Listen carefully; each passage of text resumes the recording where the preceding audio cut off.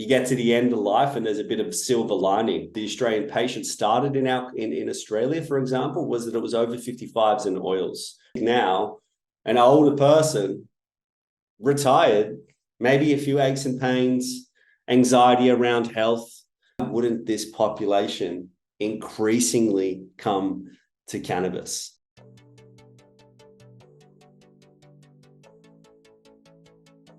All right, so let's set the scene. I don't know what it's like for you, but this is a little look inside what happens for me some mornings. And I go to the gym most days. If I'm not at the gym, I'm doing yoga or I'm in the water. Like, I'm doing some sort of physical activity all the time, and I change it up. And I'm approaching 40. And sometimes I'm getting out of bed and I'm like, oh, my back or my legs are sore and I'm slow moving. And I had this question to someone when I was back in Australia. I'm like, what's that like for people that don't exercise? So first and foremost, I don't know, if you're doing exercise and you're moving, or you've got a job where there's a lot of physical labor, are you feeling those aches and pains approaching 40? Because there's some interesting data around construction workers and individuals with trades, which are very popular in Australia, and how cannabis can be very useful for them. So with that said, like, now let's add on 30 or 40 years. Yeah, let's add on the type of work that our parents, aunties, uncles, grandparents did, living through different times. And then let's think about that pain and discomfort that they may have. Then, as I outlined in this post, let's now look at some of the bereavement that they would have, again, with all respect as well. Think about your family, think about your neighbors, and think about people that are aging and the amount of loss that is associated with aging. Now, there's no denying that in someone like myself, a young man who could have had their life taken away early, I've got desires to live to a long age, right? But interviewing people, which I've done in the past, interviewing individuals that are in their 90s and getting an understanding, at times they're losing people all the time. So there's a lot of bereavement that occurs for these individuals. Plus, there's loss. So there's loss of independence. There's loss of the role within the family. There's loss of capacities. There's loss of identity. There's loss of the workplace. There's loss of income. There's loss of adaptability to technology, right? So how do I use my phone? I can't use my hands because I've got arthritis.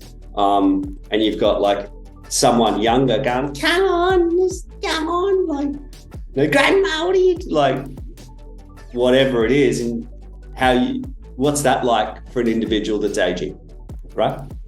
So with that scene set, what are we going into today? We're going into no wonder why,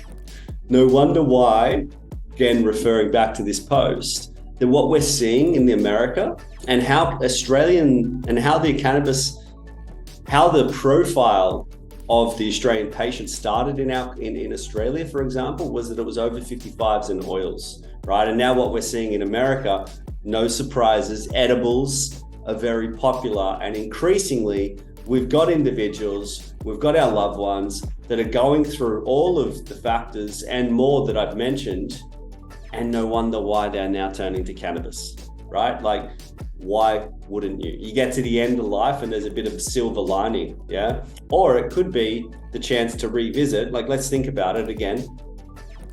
The boomers that are now in retirement, approaching retirement, and yeah, they get a lot of slack. Yeah, they get a lot of slack for living in a time where some of them have been very lucky to be in the situation they have, but they also worked hard. They worked extremely hard. And now they're coming to that age, and who knows, you know, these are children of the 60s and 70s, and we know what went on in the 60s and 70s. And one of the things that gets spoken about so much when we look back and it's like, oh, it was the age of psychedelics. It was, but it was the age of cannabis. Yeah, it was cannabis. In some recent interviews with a dear friend when I was back in Australia, when we were unpacking some of this, what his thoughts were was that cannabis was the start and cannabis was the opener. So let's now add that into the mix, that he may have enjoyed consuming cannabis as a younger person. Then you have a whole range of different family responsibilities, commitment, the stigma that went on as a result of the war of drugs and the prohibition. And so potentially what you may have benefited from in the past, and those younger years, then just got pushed aside, pushed aside. Community attitudes, community trends, and what's occurred in the last several decades then means at times cannabis was like, can't speak about it. And so now it's like, oh, it's legal and I've got different options. Yeah. And ideally, they're not going to go for that super high potency THC, because we know that was like, oh, that's not what we did in the 60s and 70s. But we know that, and there's increasing demand. So anyone out there, bring on some bring on some more variety. Bring on some more variety. You're not going to just like take people's heads off, but a nice, calming, beautiful experience. Northern Lights for me comes to mind. That feeling that it elicited for me back, when I started on my own cannabis journey now 9 years ago. And I recall sharing some of that with some of my friends. We used to grow it in the backyard. We used to get an organic, completely organic, grown in the backyard, grown by sun, and we would have seeds imported. And that was before there was any accessibility, and I was a dying cancer patient. So yeah, this is what we used to do. And there are other things that went along with that, which I can get into another time. But that feeling and that strain that we selected, absolutely beautiful. So let's think now, an older person, retired, maybe a few aches and pains, anxiety around health, maybe frustration or challenges in terms of parenting or grandparenting. And generally what culture has encouraged has been alcohol, right? But increasingly we know that if you're living older and you're living to an older age, what's going to be best for one's mind? Is it going to be alcohol consumption? What's going to be best for one's health? Is it decision making that occurs with a session at the pub, right? So how do we flip this? And how do we flip this and think about somewhere in Europe, right? And just let your mind sort of drift off and wander for a little bit, and you can kind of tap into the way that they design community and design communal areas.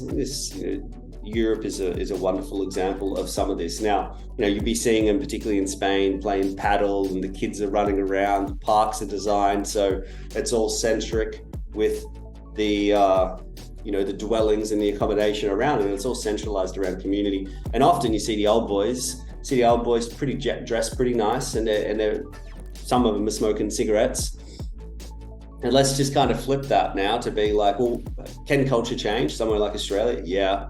Have a look at coffee and what coffee's done in the last 15 to 20 years. And, if you've just grown up thinking that all these wonderful coffee shops have been everywhere, ask your dad or ask your mum or ask your auntie, uncle, grandparent. It wasn't coffee culture back in the day. It wasn't like that. It was pubs. It was pubs that used to occur. And obviously I still think there's a wonderful place for pubs. And I am a big proponent of alcohol at moderation.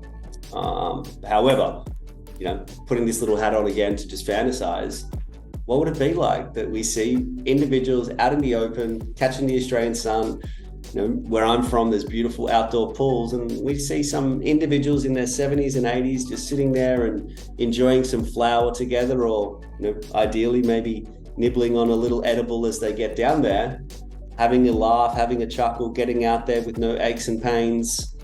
Again, why wouldn't this population increasingly come to cannabis? It just makes so much sense. And to do that, it's like, well, what approach are we going to have? Because the targeting is going to be very different to some of the packaging and some of the marketing that occurs, where we're targeting younger individuals We're trying to get them blazed out of their heads, which again can come with a lot of risk factors that no one in the industry wants to talk about. But it's a fact that we need to look at prescribing of younger individuals and what they're consuming and how they're consuming it and the frequency of that. And if not, mark my words, shooting this on 24th of August 2023, what's the data going to show in 10 years around spikes in who knows what's going to come? And a lot of you are like, oh, don't say that about cannabis. Listen, if we're going to have a conversation and we're going to get the wider market to come along to this, and we're going to get mass adoption, and this is about cannabis in healthcare and it's about cannabis in seniors, we need to address safety concerns around this, right? And it starts with how it's being prescribed to younger people. It starts in terms of education, packaging, accessibility, support, and frameworks to ensure that individuals, that generation as well, what's key, they listen to their doctor, they listen to their pharmacist, they have that relationship, and whatever doctor says goes, right? So there's a whole heap of information that we need to look at and unpack to then be able to ensure that your mum, your dad, your grandparent, your family member, whoever it is, can get, after a lot of the hard work, a lot of what they've been through in their lifespan, to be at the situation they are now, to say, hey, maybe there's a better way that you can live the rest of your days. And importantly, maybe there's huge improvements in terms of quality of life and prevention of potentially other medical conditions, diseases, etc., by having the right protocols, the right dosing, the right products delivered and packaged to individuals, so that ripe old age can be and the green retirement, something that we can look towards. Who doesn't want to get behind that? Who doesn't? Think about your weekend, that weekend time when you dose and you add something to your dosing diary and you're like, that was amazing. And that was amazing because of the hard work you did all week, or the pain and the challenges or the medical appointments that you've been having, the frustrations, and it's the relief at the end of the week, just to calm down, no more spoons left in the week, and patients will get what I'm talking about there. And now you're in a situation where you can kind of relax and try to just come back down to recenter, and cannabis helps with that. As I said, compound that over years and years and years, add in a lot of unresolved traumas, add in a lot of aches and pains, and we've now got the ideal person that can start benefiting from cannabis medicines. And with that, that's High Living for the week. Just come in, bang it up real fast, share some of my thoughts with you around this, and let's start a conversation. I'd love to see what sort of strains or what sort of products you think would be best for individuals, or any experiences that you're having at this time. Really interesting stuff to finish up with, improvements that we'll be making to the app. On tracker at the moment. I'm the head of product, so I think it's a bit of a dinosaur at the moment. We've got a lot of stuff and improvements that we make for some of our research studies and real world data studies, and we're gonna bring it to the front end as well. So we're gonna start giving everyone a much better experience, and it's always gonna be free. I've said this for years. We want to be able to give the best experience. So just, give us a little bit more time and come back and have a look at the changes that we make. And we'd love to see your feedback. But until then, we've got a lot more that we're going to be going into over these coming weeks, and we're going to keep the content coming. I think it's important to continue conversations around this, and I'm more than happy to be a bit of a voice piece and share some thoughts. Not saying I'm always right though. So if you're not liking what I'm saying, let me know. With that, I'm going to switch off.